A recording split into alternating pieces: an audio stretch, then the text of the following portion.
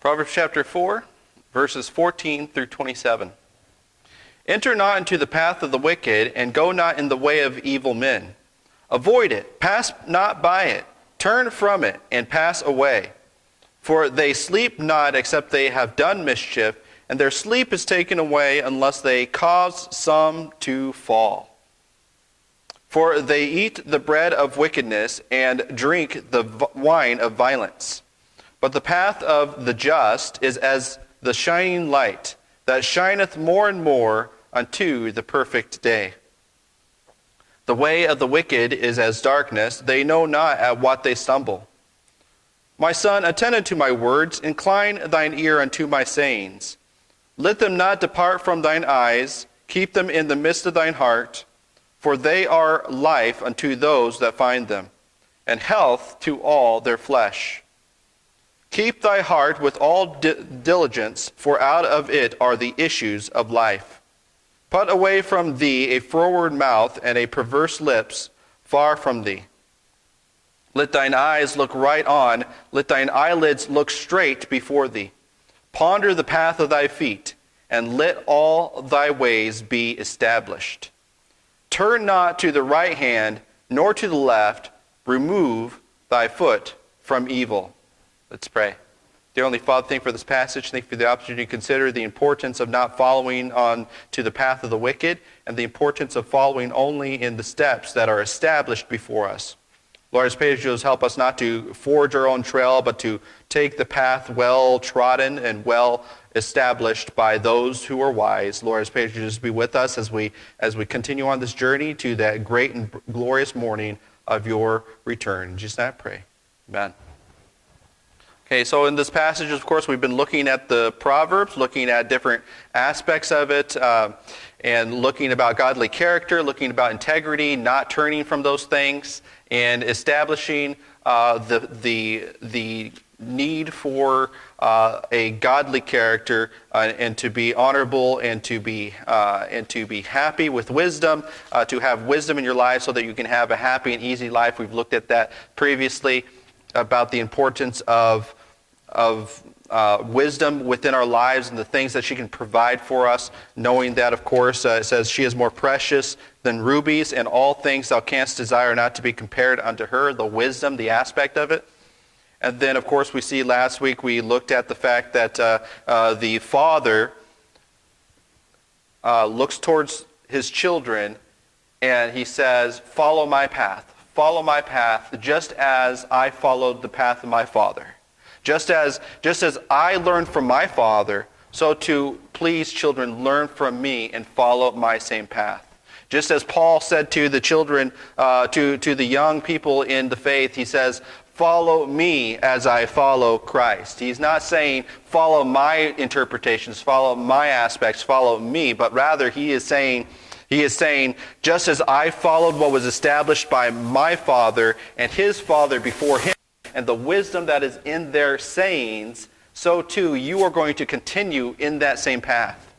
You think about the traditional lives of people, of how that, even in different countries especially, you think about how that, like I would say, take Japan for example. There are certain swordsmen, if you will, tradesmen, that have made swords, those samurai swords and such, traditional samurai swords. There's been craftsmen that have for over 1,000 years passed their tradition from father to son. And through that tradition have made the finest material, the finest weapons that anybody could ever imagine. The craftsmanship, the quality, the skill. And now we move on to modern day where we do have abundance of things, but they only last a day or two. We have abundance of people, but they only last a generation. They don't continue on. In the past, we have a tradition of where the father would pass things down onto the son. But now we have the tradition, this very European tradition and African tradition, where they want people to forge their own trail. They want people to be their own man. They want to despise the tradition of their parents. They want to, it used to be in tradition that if you were a craftsman, then your son would be a craftsman. Was that just because you were trying to control your son? No, it's because that is a learned trade, and that was a skill that they brought down so that they could establish a safe and enduring profession and life for their children and their children's children. They gave them a specialty that somebody would desire and somebody would need and somebody would want. But today they have this throwaway culture where they want you to work for a nameless corporation that has no family, has no members, has no existence other than on paper. And for this person, the CEO, head of the company, is expendable, the board members are expendable, and the only thing that continues on is this non-existent thing on paper. There is no ownership. There is no desire for things to be passed on. It all belongs to the company. You're a company man. You're a cog in the wheel, and there is no tradition. They give you what the story of the person who worked 30 years in an office, and at their retirement he got a cake and a gold watch, and there's the door. Thank you very much. And the very next day, his slot was filled, not with his children, but with some random, nameless person. He spent his life as a cog in a wheel, as a person in an office spot, typing in numbers, 30-plus years, and all to show for it is a gold watch and a thank you. And even today, they don't even get that. They are so eager, they don't even want people to get their seniority. They want to have people be newbies. They want to say, hey, if I leave this person here longer than 5 years or longer than a certain amount of time, then they would be eligible for a pay raise. But I don't want them to get a pay raise because I want to keep the budget, the paper line, the red ink, if you will, the cost for my section of the company to stay low. It doesn't matter if these people are experienced, and it doesn't matter if we have a turnover every other week. As long as it looks like I'm not giving out pay raises and more money to one individual, then I will get that extra bonus. I will get that extra thing, and then that concept permeates society to where that people are not worth value. They don't have an established thing that they can say, this is our families. There is no family. There is nothing. You are just a cog in a wheel. No existence beyond the machine. And that is the life that people in modern days are promoting. That is why that women are not in the household. That is why children are in schools to learn this manufacturing way. Now that can provide a life for you, but it does not provide a life. It provides the machine something to exist on, the lives of men and women. Here it says in this chapter, he says, hear ye children the instruction of a father, and intend to understand, for I give you good doctrine. Forsake not my law. I was my father's son, tender and only beloved in the sight of my mother. You want to love your children? Don't encourage them to get a 9-to-5 job necessarily. You know, that's what you need in today's society. Yes, they need to get a job. They can't be slackers. They shouldn't be bums. But we need to get back to this society where we have a tradition of passing on from father to son the things necessary for life. And because we don't pass on even the basic things of getting material wealth, father to son tradition of craftsmanship, we promote the 9-to-5 job, the cog in the wheel. It doesn't matter if you're male or female, you're all going to be doing the same job. You're all the same cog in the wheel. But here it's children to the parents, and the parents working together to build godly children, working together to pass on the traditions that they gave. And so this family can be, you see these families that have their family businesses. They pass it on from father to son and so forth. They promote their children. They encourage their children to be part of the tradition. Why? So they give them good doctrine. So too, just as they would pass on the craftsmanship, so too in the past when they would pass on those things so that they could physically live, pass on the farm, pass on the land, pass on those things, they would also give them the tools to learn how to live in the society that they were passing on, to live into that tradition. So oftentimes we often look at today's traditions or today's lifestyle, and we look at just simply 20 years ago, back then. We think about the craftsmen for 1,000 years. They lived in the same place, and the same property, doing the same skills and to the highest level possible.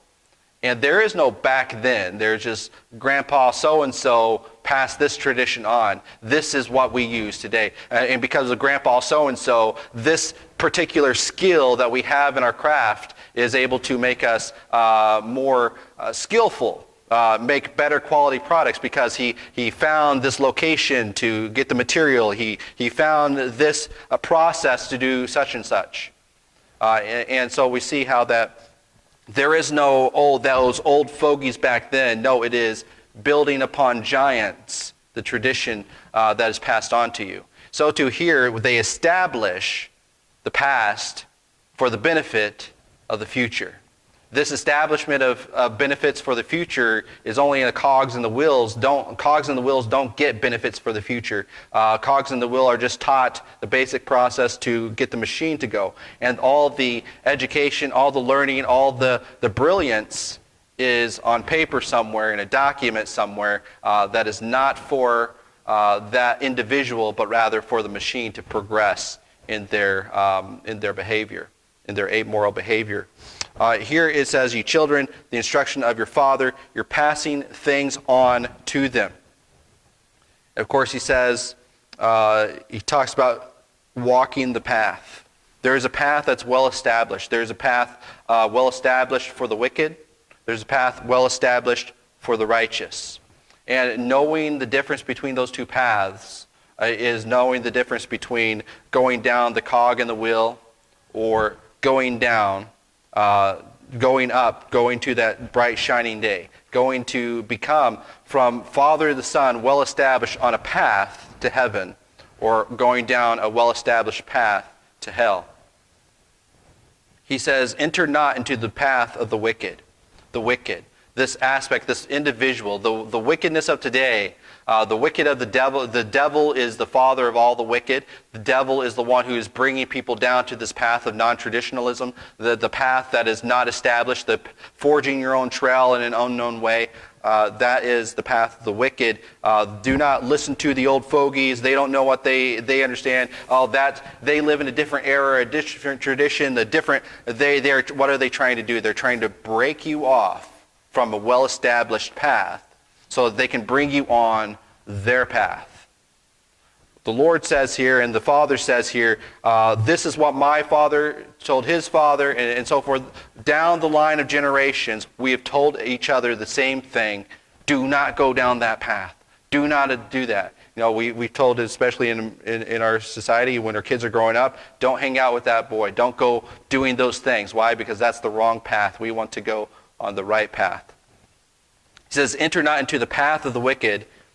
Go not in the way of the evil men."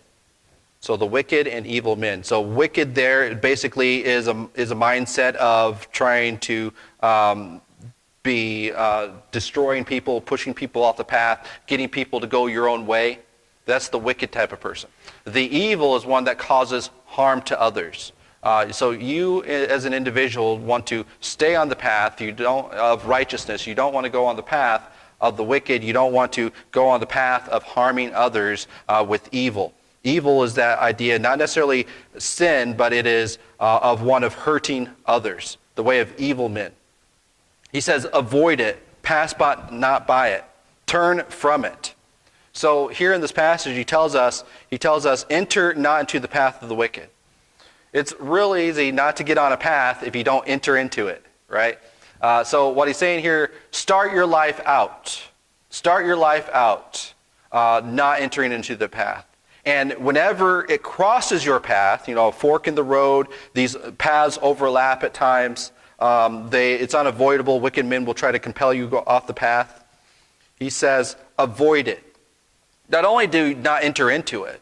Oh, there's that path. I'm getting over on the other side. I'm avoiding it.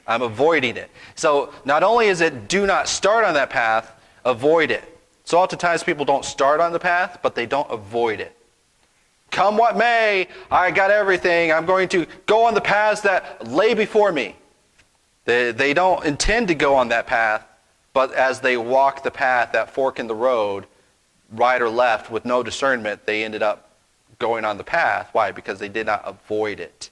To avoid the wicked path.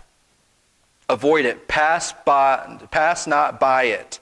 So when you are passing along the road of life, if you see trails or cutoffs or different ways to go down to this wicked path, enticements, if you will, and signs, hey, cut across here, hey, do enjoy this, hey, go travel a little ways along this path. He says, avoid it. Don't even go close to it. Pass not by it. You hear about the person who's on a diet, and then he always passes the donut shop that he used to go to, or maybe the person, the AA meeting. He doesn't drink anymore, but he always drives by the bar where he used to hang out and all the friends that were there, and oh, I wish I could be there. What is he doing? He's reminiscing. He's passing by it. He's rolling it around on his mind. He's not avoiding it. He is saying, oh, he may physically not be on that path. He has not entered in. Or when he finally got off the path and he's avoiding it, but he's passing by it every day. Passing by it. He says, don't even do that. I know people that because of certain things in their life, they can't listen to a certain type of music because that lifestyle will bring up memories and stuff like that. And so they, even though the music may not be right or wrong, you're just amoral, because part of that life that they left, they're trying to avoid that life, and therefore they're not even going to pass by the music. They're going to avoid the music. They're going to leave the music. That's the only way to stay away from that life, is to, he says, turn from it. A lot of times in your life, you're going to be walking your path, and then all of a sudden, it's right in front of you. You cannot avoid it. You cannot pass by it. He says, turn from it. Leave it. Don't say, well, I'll just go ahead and do this little bit of path to get onto my other side. No, he says, turn from it. Leave it. Go a different route. That's how important this is. Avoid it, pass by, turn from it, pass away. Pass away. You just think about pass away. We often use pass away as dying or something like that. It's like it's better to die than to even go that route. Pass away. Avoid it. Don't go down that path. It's not worth your soul. Avoid it. Pass not by it. Turn from it and pass away. Why? Why do we not go down the path of the wicked? Because when we go down a path, we're always traveling with somebody. The father, the grandfather is traveling with the father, and the father is traveling with the children, and the children are learning to walk the path by mother.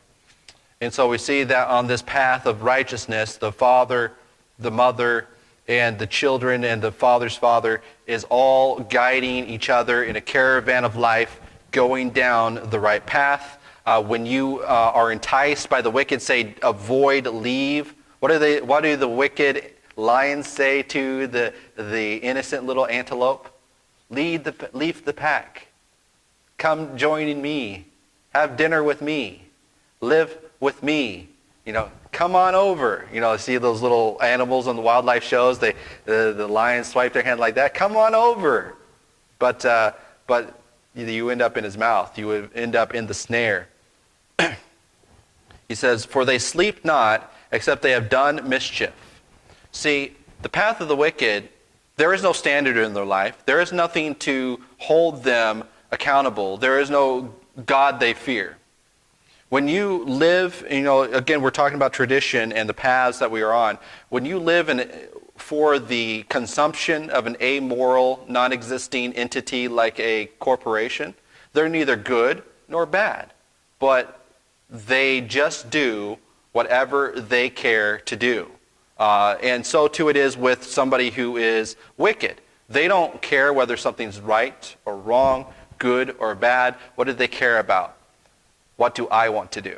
What does a corporation want to do? What I can get away with. So a lot of those companies, whatever they can get away with. And it's not necessarily that one individual is wrong or trying to lead the company wrong. It's just that the way the company is designed on paper, that's how it operates. But same way as with the wicked. They operate amorally. They operate so that they can do mischief to those things. If I can get more money by harming somebody, that's what I'm going to do. If I can get more money by letting a few trains derail in such and such a company or town, I don't care how much people it's going to hurt. They have that train derailment or whatever. Those things happen and such, but yet they don't care who they hurt in order to promote and perpetuate or to do whatever they desire to do. Same way with the wicked. The wicked as individuals, they don't know what guides them. They don't think about what guides them. All they care about is their lust. They live life to do some sort of mischief. Mischief basically means to do something kind of like an honorary way, like you're supposed to do something right, but because you want to get something by doing it your own way, by forging your own trail, by your own path, by your own ideas and concepts, that you trick somebody who's on the path in order to get what you want, mischief. You are looking for ways to get into trouble or to get others in trouble, to hurt others, to get your things. Remember the concept we looked at in the previous passages about the wicked. Verse 12 of chapter 1, let us swallow them up alive in the grave as whole, as those that go down in the pit. We shall find precious substance. We shall fill our houses with spoil. What is their life's goal? Not to pass on traditions, not to perpetuate a safe family environment, but what? They shall find all precious substance. We shall fill our houses with spoil. CEOs and all this stuff, what are they looking for? They're looking to enrich their company people or to enrich their bank account. Cast thy lot among us. Let us all have one purse. My son, walk thou not in the ways with them. Refrain thy foot from their path. Why? Because they don't care who they hurt to get what they want.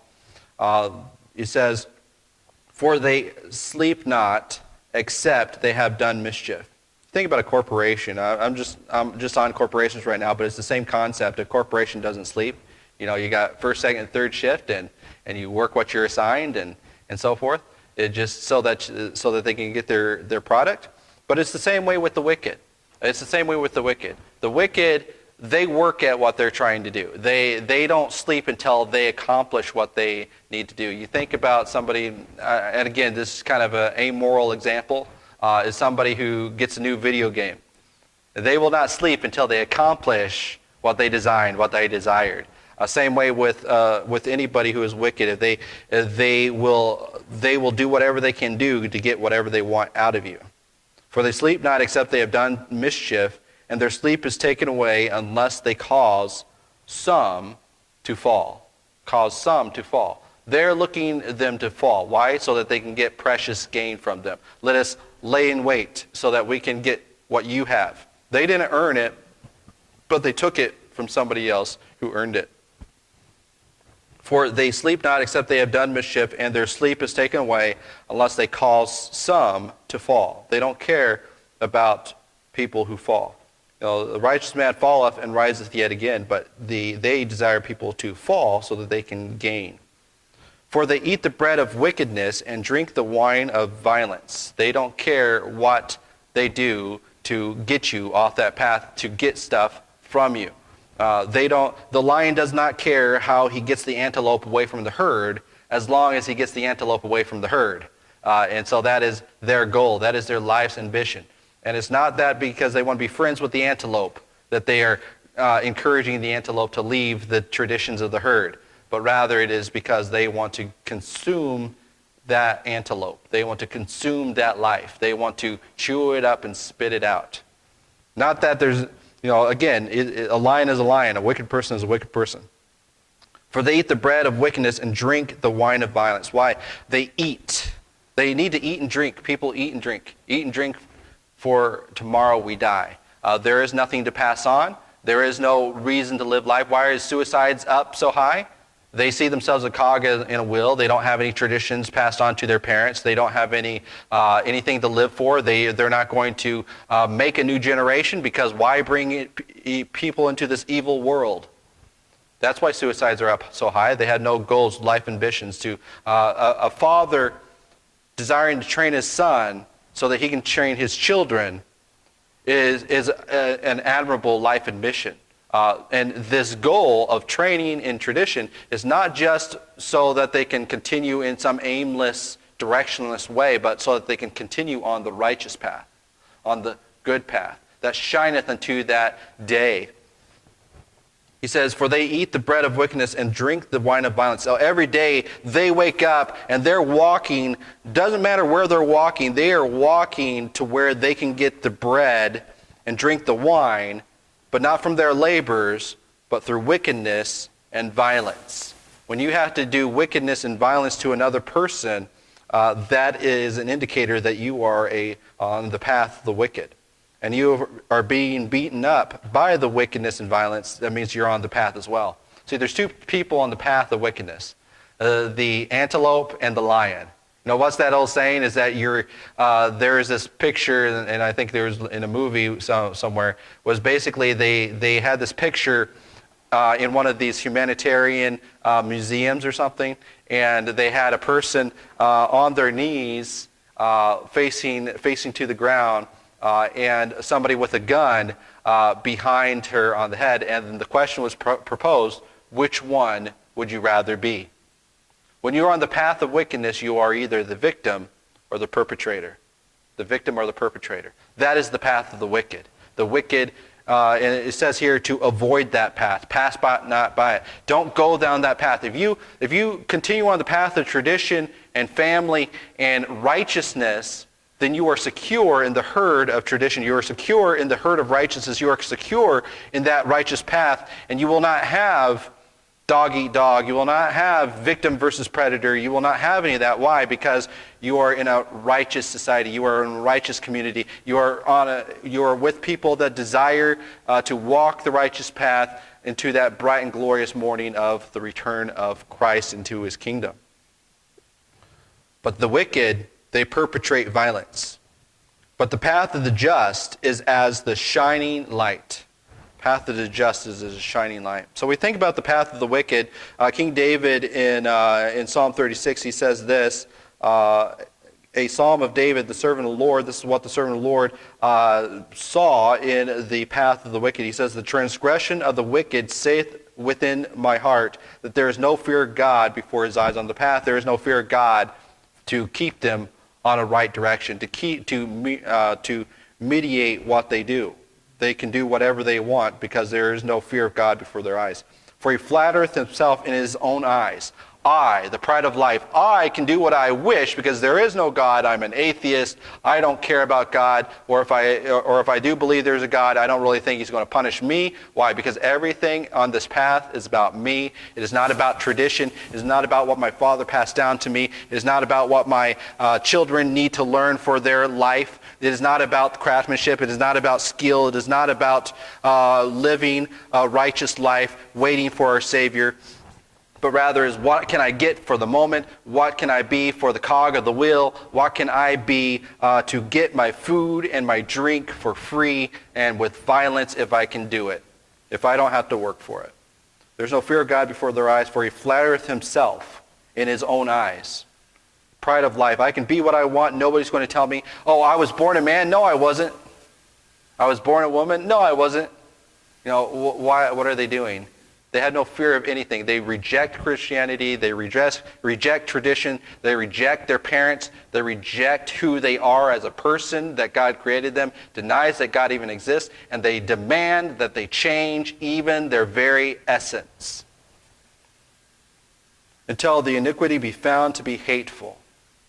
They are so filled with pride and iniquity that they become hateful people.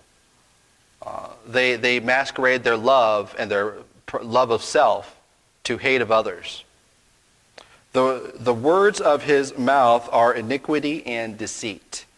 He speaks evil things, and he deceives even himself with his words. He hath left off to be wise. He's not wise. He doesn't live the tradition of wisdom. And to do good. He doesn't do good. He always wants people to conform to his wickedness and to his evil. He deviseth mischief upon his bed. He can't go to sleep until he figures out how to get what he wants in the way that he wants it. He sitteth himself in the way that is not good. He abhorreth not evil. He abhorreth not evil. Today's society is being disembodied from the traditions that have been passed down to them. And therefore they abhor not evil. They have no idea what evil is, and they do not abhor the lion trying to remove them from the herd. That is what we're supposed to avoid as an individual and as a people. How are we going to move our families, move our culture, move our society back to the ways that they ought to be, to where Father passes things down to their Son and the children attend unto the ways? It is by attending unto the words that are spoken by Solomon in these passages. He says, avoid it, pass but not by it, turn from it, and pass away. But the path of the just is as the shining light that shineth more and more unto the perfect day. Unto the perfect day. We see tradition tells us there is a perfect day. Even in pagan cultures, you see that they're not just kind of aimlessly living life for day after day. What is the even righteous pagan cultures, what are they trying to teach their children in these traditions? You live for ancestors. Now, obviously, you shouldn't be worshiping ancestors. You should be worshiping God alone. And you shouldn't be making ancestors and having household gods and stuff. That's going too far the wrong way. But what are they teaching? The tradition of family, the tradition of living life in a right way, in a good way. What is the great Asian religions and philosophies all about? Living good, living right, living a righteous life. And what are even the pagan Christianities? What are they trying to teach people to do? Live right, do good. What is a lot of people think, how do they get to heaven? By being good. See, there's some aspect of truth in all that they teach, even though it may have been corrupted at a point, is the fact that they, even in the philosophies of traditions of Asians and pagans and Amonists, they say that they need, if you're good, you can progress unto righteousness and to the better life. Even in reincarnation, why? You live a good life now, so that in your next life you will have a better life. A better life. But here we see the truth of the matter. And the fact of Christianity, we see that one day that the kingdom of God will be upon this earth, will be all resurrected, and we'll all live in that glorious day. If we follow on the correct path and live righteously, we will get rewards into our account. He says, but the path of the just is the shining light. It's a shining light.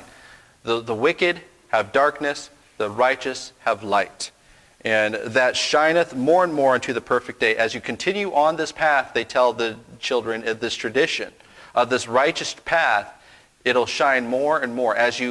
When you're younger, you don't understand, well, why do I need to go on this path? The light is dim.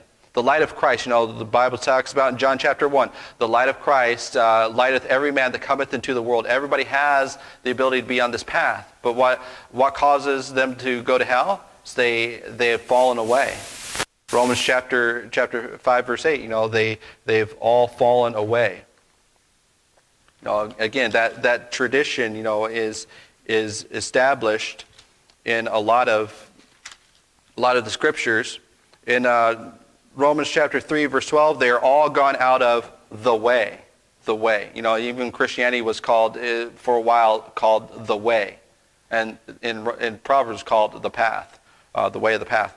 They are together become unprofitable. There is none that doeth good, no, not one. They've departed from the path, and that causes them the path of wickedness to go to hell. But he says here that lighting, when you allow the light of the Lord to judge you and to redeem you, then you get more and more light. You attend to more and more light. And this tradition of the path of wickedness being darkness, he says, the way of the wicked is as darkness. They know not at what they stumble. They live for that moment. They live for that day. They don't have any reason for living life. That's why so many commit suicide. And then the path of the righteous, though, you get more enlightenment as you go on. You get more wisdom and understanding as you go on. And this contrast between light and dark is often throughout scriptures. In Isaiah, we'll look at a few. Isaiah chapter 50, verse 10, who is among you that feareth the Lord and obeyeth the voice of his servant and walketh in darkness and hath no light? Here's the solution to going from darkness to light. Who is they that have no light? Let him trust in the name of the Lord and stay upon his God. Here the person, he's considering to avoid the path, and he needs some light that shineth unto the perfect day. How do they get that? By the fear of the Lord. And here in Isaiah it says, let him trust in the name of the Lord and stay upon his God. That is the foundation, the bedrock of where our feet should be established. Matthew chapter 4, verse 16. The people which sat in darkness, here they are, trusting in the Lord. They have darkness, but God lighteth every man that cometh into the world. And they trust in the Lord. They saw a great light, and to them which sat in the region of the shadow of death, light sprang up. See, a lot of people, they've already entered into the path. They've already entered into darkness. They've already stumbled. They don't know why. But they have an opportunity. They stay upon the Lord. They trust in the Lord. They can receive light to get on the correct path once again, to get on the correct way. John chapter 9, verses 4 through 5, Jesus says, I must work the works of him that sent me while it is day. The night cometh when no man can work. So we see this path of the day. We think about the day to twilight in the morning, and it's shining into the perfect day in Proverbs. As long as I am in the world, I am the light of the world, Jesus says. And so here he is shining his light through his people, from father to son to children. He is shining that light to them so they can, as their day of life progresses, progress unto that perfect day. Why? Because Christ is lighting them as they trust in the Lord. Joel chapter 3, verse 4 through 16, it says, multitudes, multitudes in the valley of decision. For the day of the Lord is near, in the valley of decision. The sun and the moon shall be darkened, and the stars shall withdraw their shining. The Lord also shall roar out of Zion, and utter the voice from Jerusalem, and from the heavens, and the earth shall shake. But the Lord will be the hope of his people, and the strength of his children of Israel. So we see here in this passage that as it approaches unto the night of the day, is that when no man can work, that the light will be withdrawn, and the day of the Lord shall appear. And so in that day, you'll have people that progress to the end in the valley of decision. You have a decision to make. He gets this picture. You have a decision to make in your valley of decision. When the day the Lord visits you, when he enlightens your eyes, you have a decision to go on the righteous path or the wicked path, the good path or the wicked path, or the evil path. And that decision is yours. Which one will you take? Will you take the little light that you have and progress into the perfect day? Or will you take the path of the wicked and stumble in every walking moment? Because one day the Lord will return, and he will fight against the wicked, and he will strengthen his children, the children of Israel, the hope of his people, and the strength of the children of Israel. In Acts chapter 2, verse 20 through 21, it says, the sun shall be turned into darkness, and the moon into blood, before that great and notable day of the Lord come. And it shall come to pass that whosoever shall call upon the name of the Lord shall be saved. So we see in this passage, in this verse, again, he says, but the path of the just is the shining light that shineth more and more unto that perfect day. Before Christ came, and then when Christ came, the day that sat in darkness, that are on that path in darkness, fearing the Lord, seeking the Lord, he says, I am the light of the world. He came and gave them light. And then they moved on, and they're shining into that bright and glorious day until they withdraw their shining. But yet he only works during the day. We have to make our decision before he returns, and before we finish our path. Daniel chapter 12, verse 2 through 3, it says, and many of them that sleep in the dust of the earth shall wake, some to everlasting life, and some to shame and everlasting contempt. Two paths. And they that be wise, wisdom here in this passage, shall shine as the brightness of the firmament. Not only will we be shining at that brightness day, but we will pass that shining on to our children, through that tradition. And many of them, and he says, and it shall come to pass that whosoever, in verse 3, and they that be wise shall shine as the brightness of the firmament, and they that turn many to righteousness as stars forever. See, tradition, the Christian tradition especially, through the people here from Adam all the way up to modern times, that tradition is there to turn many to righteousness. If you're a cog in the wheel, You may, as an individual, have righteousness. As an individual, may have been redeemed. But how are you passing that on to your children? Are you letting the school influence them? Are you letting the job influence them? Are you letting the culture influence them? The gangs, the neighborhood kids influence them? Or are you shining your light to that next generation so that their feet can be well established? Or are you allowing them to stumble from day to day because you're too busy after a hard day's work reading your newspaper or flipping through your social media and enjoying a drink and whatever, and just enjoying your day till you go to bed every day, kind of just living the same life as a cog in the wheel? Or are you shining that light so that they have a path to follow? Acts chapter 26, verse 17 through 19 says, delivering thee from people, and this is the ministry of Paul, delivering thee from the people and from the Gentiles, unto whom now I send thee, in verse 18, to open their eyes and to turn them from darkness to light and from the power of Satan unto God. So those who do not fear God and on the path of righteousness are actually on the path of Satan. And Satan means obstacle there and so forth. And they that may receive forgiveness of sins and inheritance among them which are sanctified by faith that is in me, the light of the world, which is Christ. Ephesians chapter 5, verse 14 says, wherefore he saith, awake thou that sleepest. He's challenging them.